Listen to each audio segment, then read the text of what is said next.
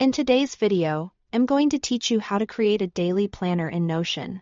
We'll build a simple, reliable system you can use every day, and I'll walk you through it step by step so you can follow along in your own workspace. Start by opening a new page in Notion, give it the title Daily Planner, and choose the table view for your database. A table is perfect here because it keeps tasks structured and easy to scan. With columns you can customize for exactly what you need. Next, set up your properties. Rename the default name column to Tasks, so each row clearly represents a single task.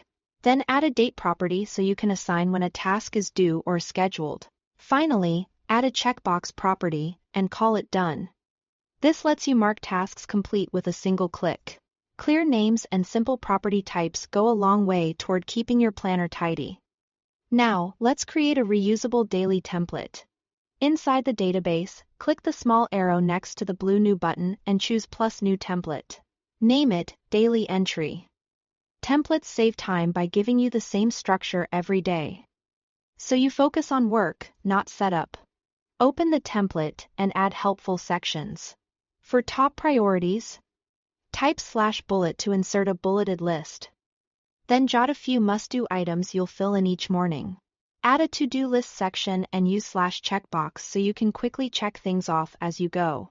Finally, create a schedule section with /table to add a simple two-column mini table, for example, time and activity, so your day has a clear timeline. This layout keeps your critical items, general tasks, and calendar blocks in one place. To make this hands-off, automate it. In the template settings, set it to repeat every day at a specific time like 1:00 a.m. That way, a fresh daily page appears automatically, ready when you start your day. Adjust the time to match your routine and time zone. Back on your main table, add a filter so you only see tasks due today. Choose the date property and set it to today. Then sort by date in descending order so the most recent tasks and entries show up first, keeping your view focused and current.